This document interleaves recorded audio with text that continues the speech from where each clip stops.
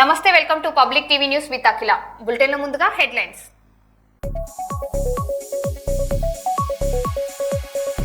నల్గొండలో ఎన్టీఆర్ విగ్రహం దహనం చేసిన నిందితులు అరెస్ట్.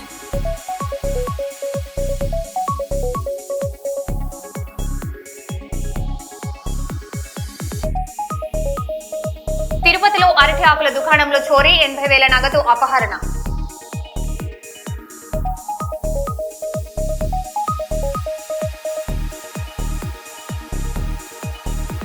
మోదీపై ట్రంప్ ప్రశంసలు, టఫ్ నెగోషియేటర్, మంచి మిత్రుడు అని వ్యాఖ్య.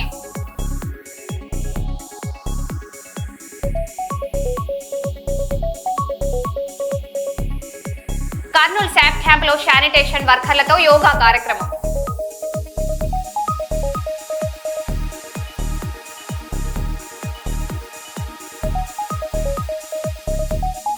పోలీస్ ఖాళీలు, ఉద్యోగ నోటిఫికేషన్లపై హరీష్ రావు విమర్శలు, ప్రభుత్వం తీరుపై ప్రశ్నలు.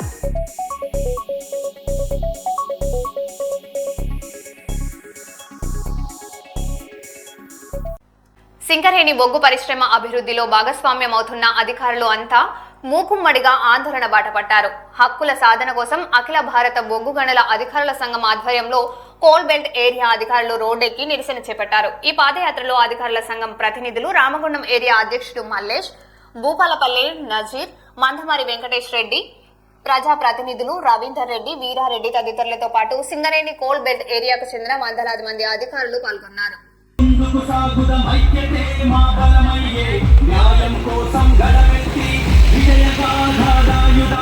సింగరేణి అధికారులం గర్వమే మా గుర్తింపు, హక్కులు సాధించే వరకు కొనసాగుతుంది మా పోరాటం.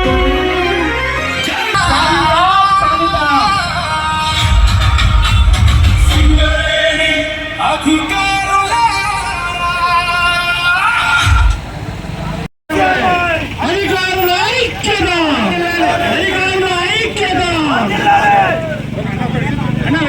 నలుగురు ఫామ్ అండి, దయచేసి నలుగురు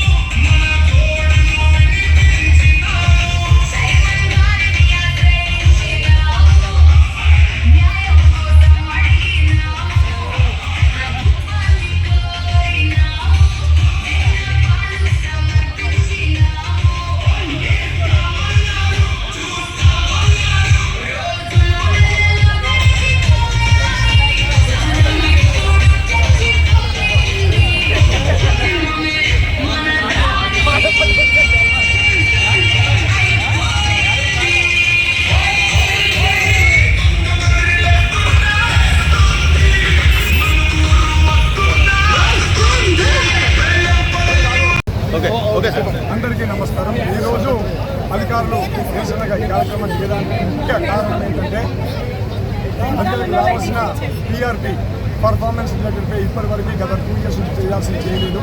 అదేవిధంగా పే అప్గ్రేడేషన్, జూనియర్స్కి రావాల్సిన పే అప్గ్రేడేషన్ కోల్ ఇండియాలో జనవరి 20 నుంచి ఆల్రెడీ పే చేస్తున్నారు. అది కూడా ఈరోజు వరకు ఎలాంటి హైయర్మెంట్ స్పందన లేదు. దానికి అధికారులందరూ నిరాశకు లోనైపోయి లోనెక్కాల్సిన అవసరం ఏర్పడింది. అధికారులు లోనెక్కడం అంటే చాలా బాధాకరమైన విషయం. ఎందుకంటే సమస్త పురోగిర అభివృద్ధికి ఒక శక్తివంతం లేకుండా పనిచేసే వ్యక్తులు ఎవరయ్యా అంటే అధికారులు. దాంట్లో ఎలాంటి సందేహం లేదు. మీరు గమనించినట్లయితే లాభ నష్టాలు ఆధారపడే పిఆర్ పర్ఫార్మెన్స్ నడిపే ఉంటుంది. దాన్ని డిసైడ్ చేసింది మా ఒక జీతంలో ఒక పార్ట్. దాన్ని చెల్లించడానికి చాలా లేట్ చేస్తున్నారు. దానికి నిరసనగా ఈరోజు ఈ కార్యక్రమం ఇంతతో ఆగదు. తొందరగా మెజర్మెంట్స్ స్పందించకపోతే ముందు తీవ్రమైన పరిమాణాలు ఎదుర్కోవాల్సిన అవసరం ఏర్పడుతుంది.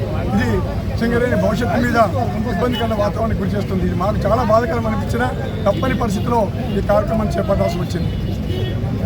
అందరికీ నమస్కారం. నార్మల్గా అధికారులు అంటే అందరం మనం మేనేజ్మెంట్లో భాగం అనుకుంటాం. అట్లే ఎన్ని రోజులు పనిచేసుకుంటూ వచ్చినాం. కష్టాలు నష్టాలు అన్నీ ఓల్చుకుంటూ సింగరేణి అభివృద్ధికి అందరం కృషి చేసినాం.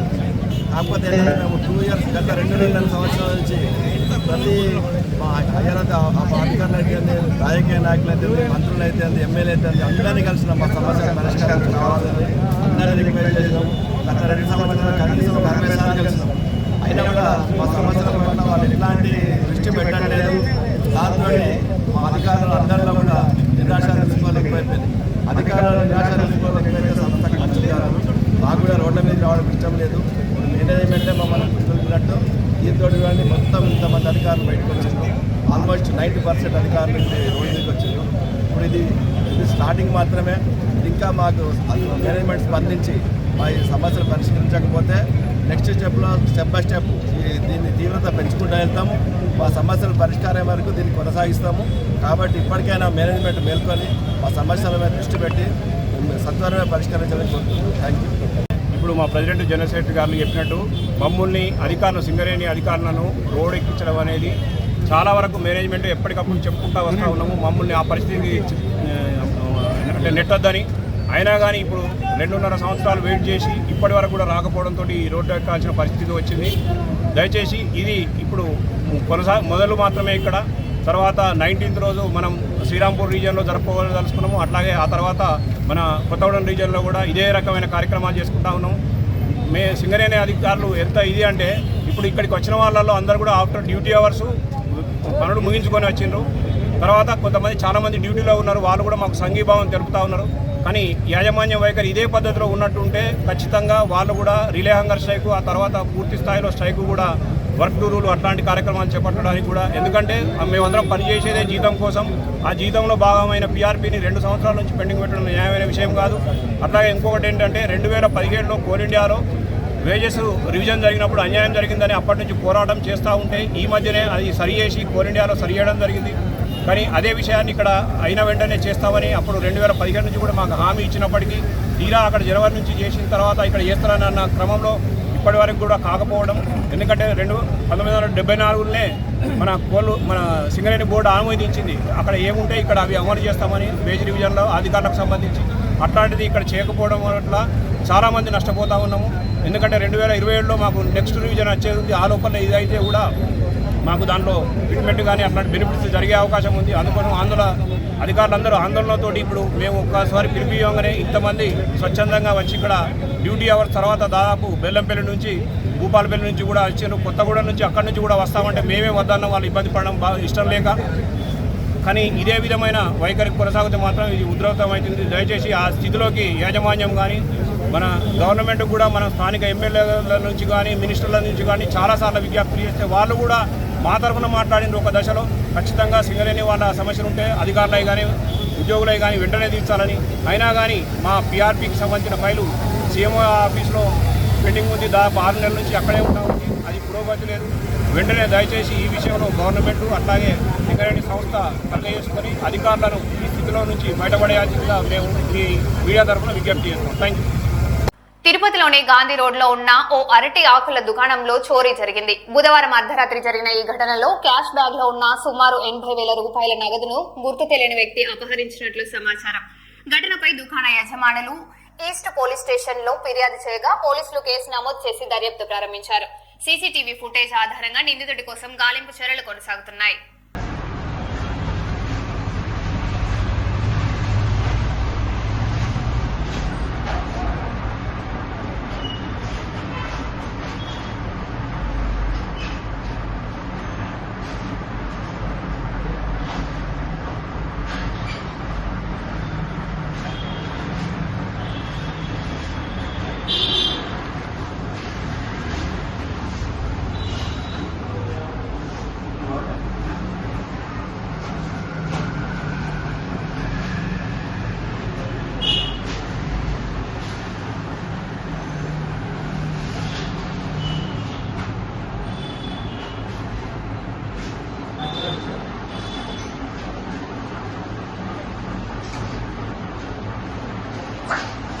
क्लिप चाले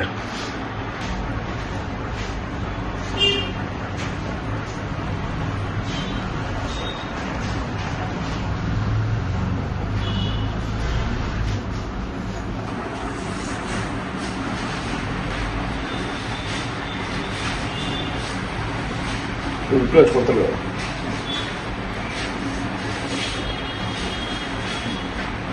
మీకు బ్రదర్ ఫేస్ ఐడి పంపించేస్తారు సార్ ఐడి పెట్టాలంటే వాళ్ళు ఆల్రెడీ ఒకటి రెండు చేస్తుంటే ఇది పట్టేస్తారు.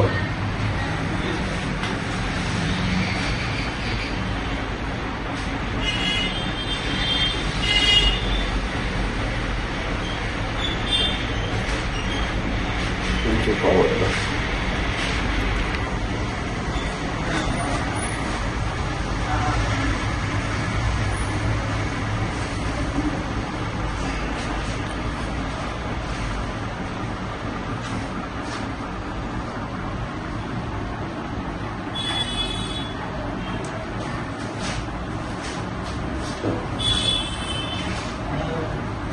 Forward okay.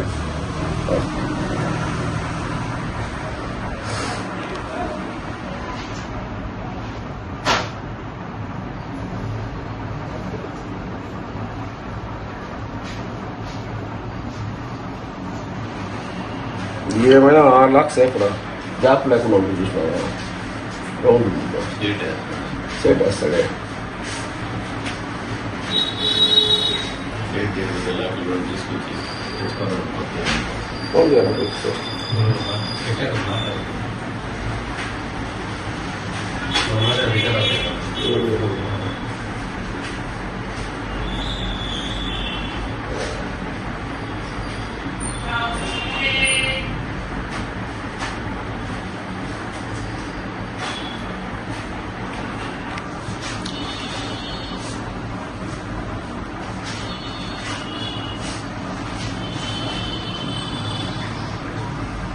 స్వెటర్ ఇప్పిస్తాను కూడా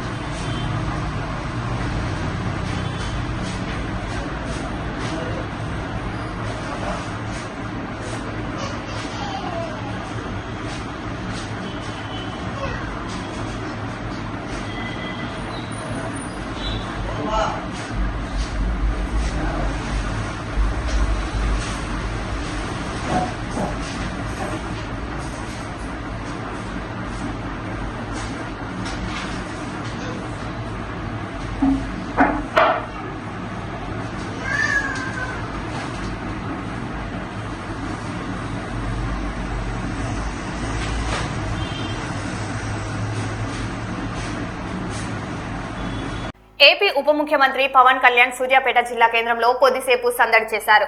రోడ్డు మార్గాన మంగళగిరి వెళ్తుండగా సూర్యాపేటలోని కొత్త మార్కెట్ అంజనాపురి వద్ద ఆయనకు అభిమానులు, జనసేన శ్రేణులు ఘన స్వాగతం పలికారు. పవన్ కళ్యాణ్ చూసేందుకు జనం భారీగా తరలిరావడంతో ఆ ప్రాంతం కోలాహలంగా మారింది. అభిమానులకు ఆయన చేతులెత్తి అభివాదం చేస్తూ ముందుకు సాగారు.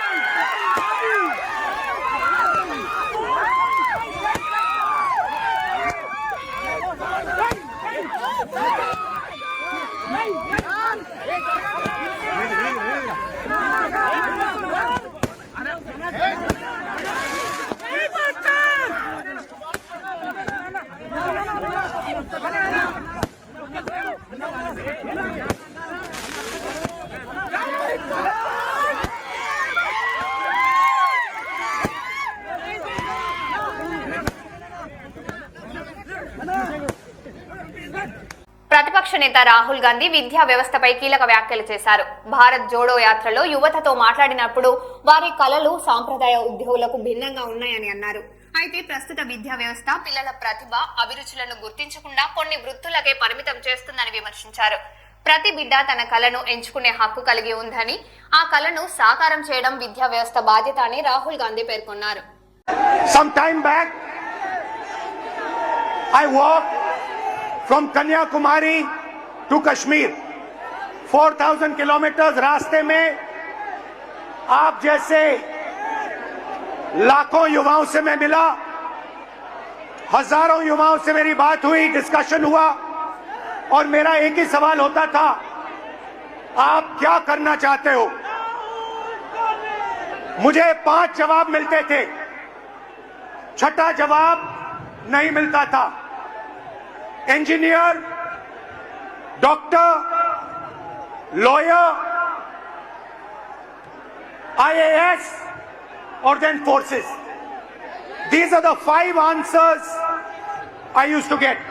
So the first question that came in my mind, मेरे दिमाग में पहला सवाल उठा कि देश के युवा देश के भविष्य होते हैं.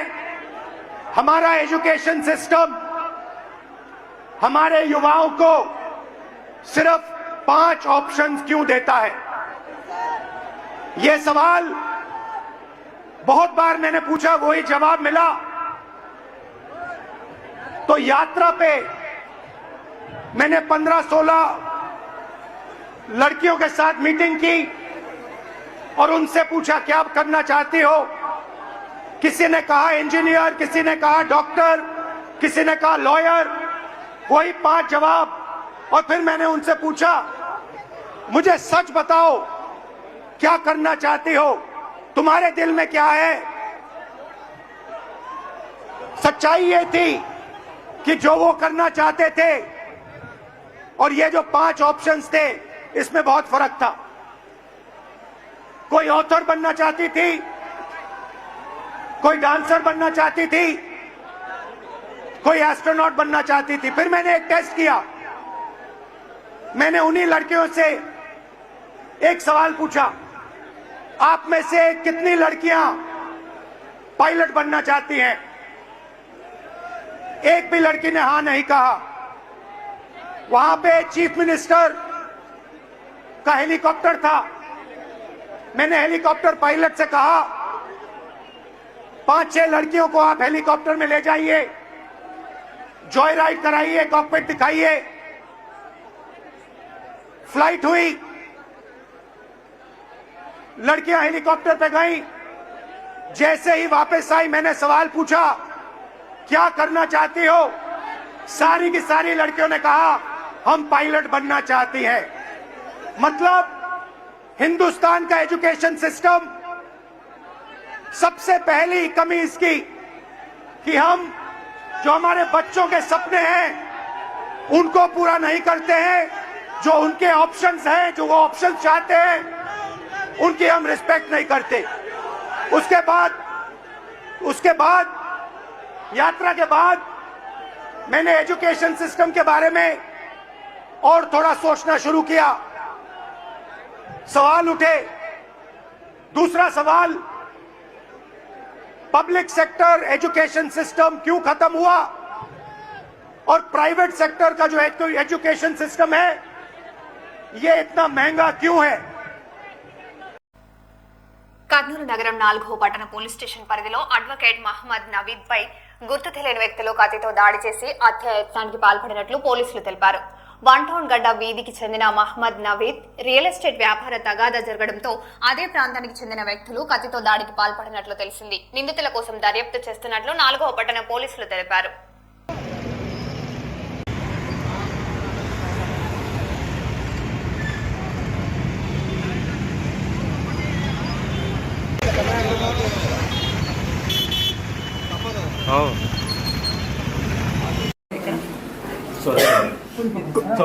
खाली वीडियो में 2 बातें कर रहे हो. कौन कौन थे भाई? शिक्षा शिक्षा बोल तो मेरे को बात करने नहीं आ रहा. भैया क्या हुआ भैया? मैं होटल में बैठा था. हाँ कॉफी पिया. हाँ 1 आधा घंटा हुआ. अच्छा. उतने में पीछे से कौन क्या अटैक करे मेरे को. हाँ चाकू सी, अच्छा. दरांती सी, मैं चाकू पकड़ लिया, पकड़ लो, पलट को देखा तो भागे। उत्तम से हमारे दोस्त थे वहाँ, उन्होंने कहा रे रे रे ठहरो रे साले तुम्हारी। वो कुर्सियाँ उठाए, कुर्सियाँ उठाए थे, बेटे भागे। कौन ये बेटा शिक्षा भी उसके समय अभी कौन के थे। अच्छा, इससे पहले क्या तो है भैया तुम्हारे को? मेरे को शिक्षा के बॉस महबूबली को है। हाँ, क्या है भैया? लैंड के बारे में है, पैसा के बारे में है। हाँ,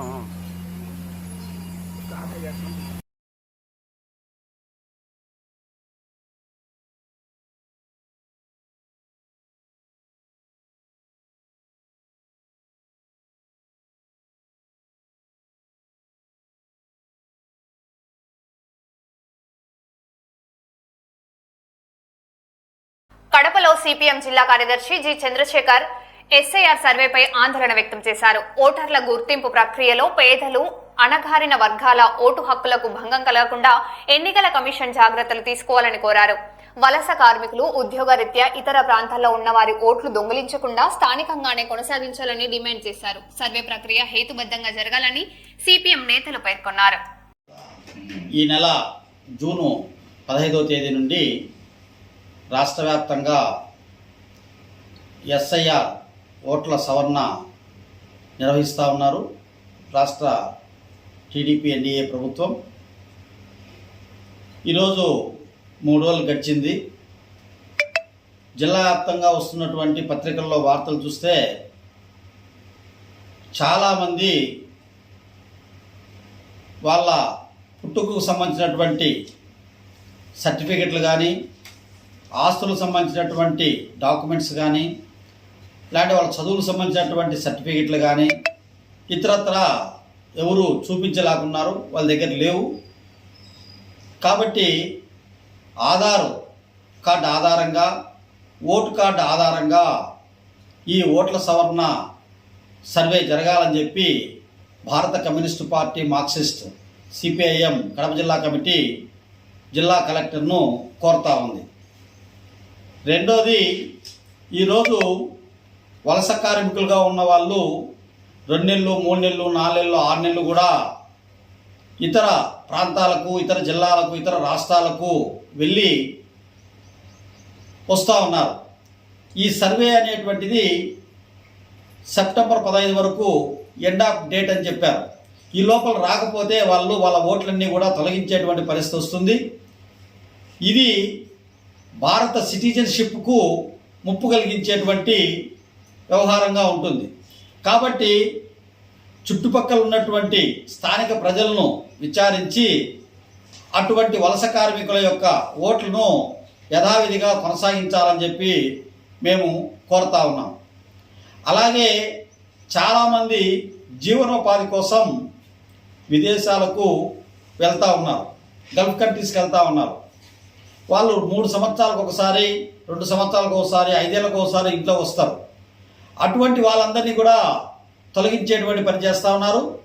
వాళ్లకు ఆయా దేశాల్లో, ఆయా రాష్ట్రాల్లో, ఆయా పని ప్రదేశాల్లో ఉపాధి ఉన్న చోట వాళ్ళకు ఓటు ఉండదు, సిటిజన్షిప్ ఉండదు. ఇక్కడ స్థానికంగా జన్మస్థలంలో ఓటు తొలగించడము, సిటిజన్షిప్కు ముప్పు కల్పించే పని చేస్తూ ఉన్నారు. ఇది ముందస్తు జాగ్రత్తగా బిఎల్ఓ అధికారులకు, ఆర్టీఓలు, కలెక్టర్లు ప్రత్యేకమైనటువంటి సూచనలు చేసి అటువంటి అన్నింటినీ కూడా కొనసాగించడానికి ప్రయత్నం చేయాలా. కుటుంబ సభ్యులు చెప్పేటువంటి వివరాలు, అట్లాగే స్థానిక ప్రజలు చెప్పేటువంటి వివరాలతో వాళ్ళ ఓట్లను కొనసాగించాలని మేము కోరుతా ఉన్నాం. లేకపోతే ఎస్ఐఆర్ పైన జిల్లా వ్యాప్తంగా పెద్ద ఎత్తున ఆందోళన చేస్తామని చెప్పి బాధితులందరితో పెద్ద ఎత్తున ఆందోళన కార్యక్రమాలు రూపొందిస్తామని చెప్పి కూడా హెచ్చరిస్తా ఉన్నాం. జి చంద్రశేఖర్, సిపిఎం జిల్లా కార్యదర్శి, కడప. నటి రాశి సింగ్ ప్రధాన పాత్రల్లో తెరకెక్కుతున్న గాసిప్ సినిమా నుంచి తొలి రిలీకర్ సాంగ్ సిప్పు సిప్పు విడుదలైంది. దర్శకుడు వైభవ్ కోండియా తెరకెక్కిస్తున్న ఈ చిత్రానికి శక్తి కాంతి కృతిక్ సంగీతం అందించారు. కాసర్ల శ్యామ్ సాహిత్యం, మాలవిక గాత్రంతో రూపొందిన ఈ ఎనర్జెటిక్ పబ్ ట్రాక్ ప్రేక్షకులను ఆకట్టుకుంటుంది. యూత్ తో పాటు ఫ్యామిలీ ఆడియన్స్ ను మెప్పించేలా గాసిప్ చిత్రాన్ని రూపొందించినట్లు చిత్ర బృందం తెలిపింది. మరో బులెటిన్లో మళ్ళీ కలుద్దాం. Stay tune.